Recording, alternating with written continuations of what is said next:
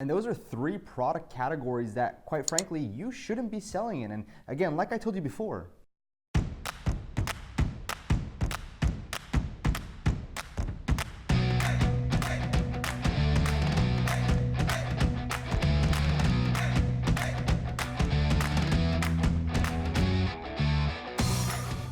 all right, it's time. It's time to share, rather than what products are working, let me tell you what not to sell. Aside from telling you what products not to sell, I'm also going to be sharing why you shouldn't sell them and the mindset behind this when it comes to the marketplace. Now, I have multiple different products that I went ahead and printed out over here, and I'm also going to share it on the screen as to what you shouldn't be doing, why you shouldn't be doing it, and quite frankly, examples. So let's just start off with number 1.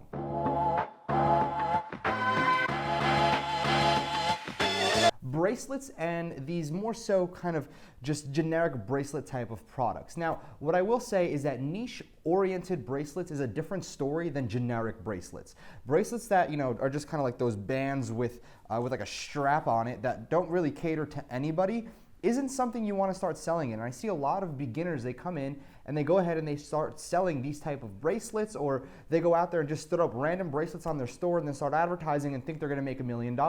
That's not how e-commerce works. It might have worked back in 2015, 2016. These days, that's not at all how it works. Even bracelets that cater to a niche, such as this dog bracelet that's right in front of your screen, and I'm holding a paper with it because I printed it out. This might work if you have a seasoned audience and a seasoned pixel inside of your Facebook ads account, or it might even work with Instagram influencers. However, I will tell you right now, it's not scalable to levels that are truly great anymore. It might have been possible a long while ago, but not anymore.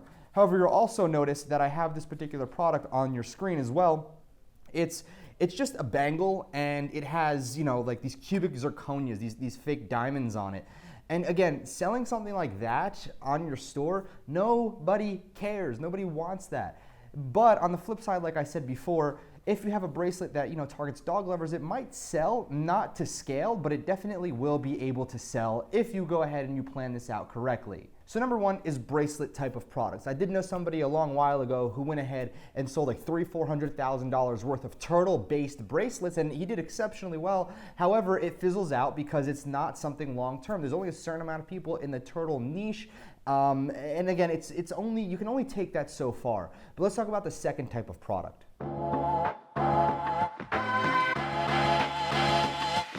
The second type of product that I know a lot of people, or the category of products I know a lot of people sell in, that I do recommend staying away from is infringed-based products. Now, what do I mean? If you just take a look on your screen right over here, this is an example of a product that has sold thousands, 15,811 units. It's a 2018 Star Wars hand crank music box Christmas gift. That's what they call it.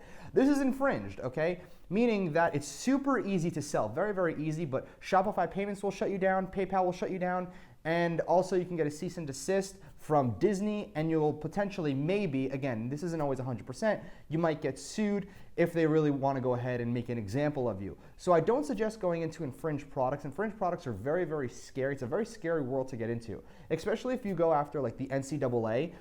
Those guys, oh man, that's where all the bread and butter comes from. And I do know a few people that go out there and sell infringed NCAA, gear and stuff, and they're in and out. They make a lot of money really, really quickly, but they go ahead and they're in and out, probably within the week. But I also know somebody who recently, I met up with somebody, and one of their friends sold, I think it was some sort of jerseys, maybe NBA jerseys, and they did on Black Friday during that weekend, and they ended up doing $400,000 in sales during 3 days. And again, here's the thing, the risk is not worth the reward. If you get caught, you could get sued, and a lot of negative can come out of this. You can make a lot of money, but you definitely will not have a fun time in court paying for a lawyer plus your money hold. Think about it. If you get a money hold for 180 days and all the products are delivered, not only do you have to deliver the products, $400,000 worth of products, but you also have to go out there and now get a lawyer for getting sued, and it just becomes this whole debacle. So if you get into infringed, I'm not one to tell you what to do with your business, because at the end of the day, you do what you want to do. But I don't recommend it. I don't recommend going into it. There's a lot of money to be made, but I do not recommend it. As a matter of fact, I want to make a legal disclaimer. If you go into it and you get caught and you try to throw me under the bus, because I know somebody already has, what I want to go ahead and do is tell you with a legal disclaimer, I'm telling you not to. I'm gonna refer back to this video if you try to sue me. My lawyers will really not, be happy, and they'll have a field day with this. But anyway, long story short, do not do it. I don't recommend it, but at the end of the day, it's your business, your call, and your decision.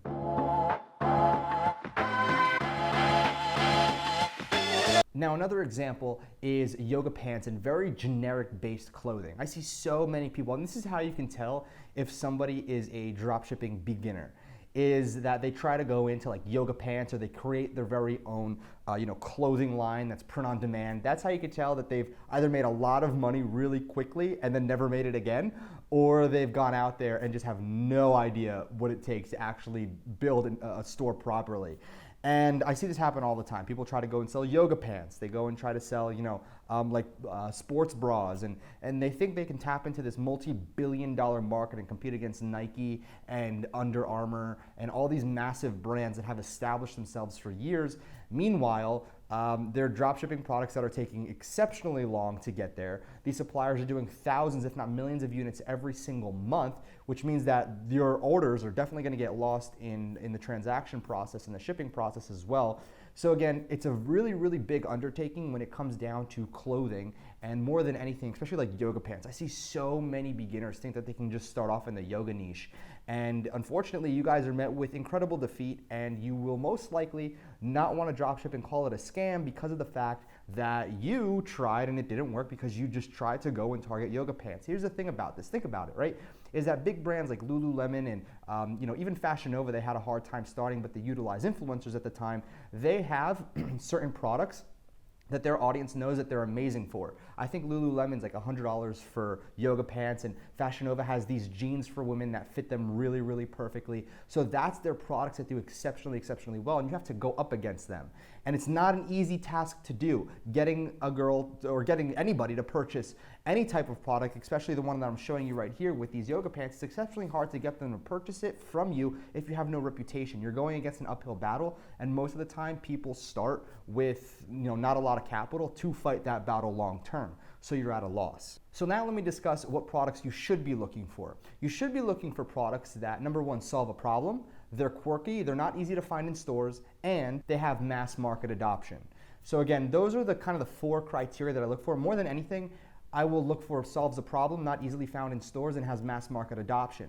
Now, why do I look for mass market? It's because of the fact that mass market will allow me to go out there and be able to advertise that particular product to everybody and anybody. However, if you want to go deeper into mass market, you can also look at recurring revenue and the subscription source that you can make from it, because it's good to sell something one time, you get a lot of customers, but at the end of the day, one-off sales don't equate to a long-lasting business. Think about it. If a customer only uses your product one time, what do they need you for? Every business that is growing and growing phenomenally well and fast is because they're built on a subscription basis. So some examples that I can give to you are like AmaBrush, right? They're an automatic toothbrush, and they're doing exceptionally well also. Their store is also very, very clean. What I will also tell you is that their store is going out there and it's custom programmed, okay? So again, they took it a step further, probably because they're doing exceptionally well. Really good product, really unique, and you're gonna start seeing a lot of these pop up everywhere, these automatic toothbrushes. Now, what I also will show you is Hey Silky Skin Co. Now, Hey Silky Skin is one of those lasers that laser off your particular hair follicles. And again, it's an at-home remedy rather than going and paying thousands of dollars at some sort of clinic or whatnot and getting your hair follicles out the way. Again, I don't know too much about this, so it might sound completely stupid trying to explain this to you. But all it does is just zap your hair follicles, and it's a laser hair removal program for those people that want to get it done at home. What's really cool about this is that it's also a higher ticket product. Why? Because in real life, if you wanted to go get hair removed, like hair removal services, it's rather expensive, thousands of dollars. So they're able to go and position themselves to sell products at like $200, $300, $400, $500 because it's still cheaper than paying $3,000 to $5,000 to go get it done somewhere else, at a clinic and whatnot. So they have an advantage by having a higher priced product, and you can pick these up for like $40 to $50 on AliExpress, or if you're bulk ordering them, you could probably get them between $30 to $40 bulk order, custom packaging and all of that. So when it comes down to it, products that solve a problem, and have mass market adoption, really, really good. So again, just keep in mind, that is it when it comes to what type of products that I like to go out there and find and fit a certain criteria. Now, if you're still struggling to find what products you can dropship, I created a video right over here that will go ahead and show you 5 different products that you can dropship starting immediately, and one of them is this automatic toothbrush, and it's something that I've seen and a lot of other stores have gone ahead and started selling this rather successfully. So again, take a look at this video right over here, make sure you subscribe with notifications, and I'll see you guys tomorrow.